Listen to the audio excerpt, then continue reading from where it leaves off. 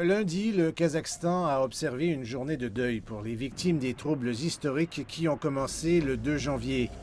Ce qui a commencé comme des manifestations pacifiques déclenchées par une augmentation des prix du carburant s'est rapidement transformé en manifestations antigouvernementales à l'échelle nationale. Le président kazakh, Kassym-Jomart Tokayev, a annoncé que 16 membres des forces de sécurité avaient été tués et plus de 1300 autres blessés. Il a ajouté que le nombre de victimes civiles fait toujours l'objet d'une enquête. Environ 8000 personnes ont été arrêtées. Lors d'un appel vidéo avec les dirigeants de l'Organisation du traité de sécurité collective, le président Tokayev a déclaré qu'une mission de lutte contre le terrorisme était toujours en cours. Aujourd'hui, suite à la décision de l'OTSC, il y a 2030 soldats de la mission de l'OTSC et 250 pièces de matériel militaire déployées et fonctionnelles dans la République du Kazakhstan.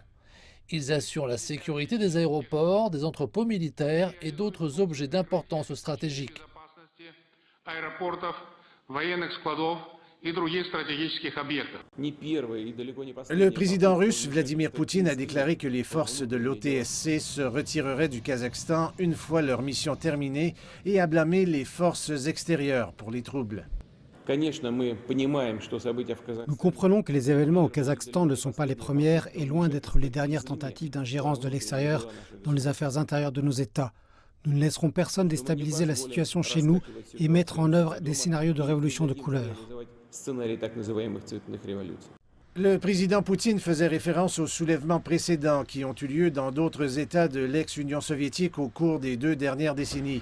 Le président Tokayev a déclaré que l'ordre avait été rétabli dans le pays, tandis qu'un couvre-feu à l'échelle du pays restait en place.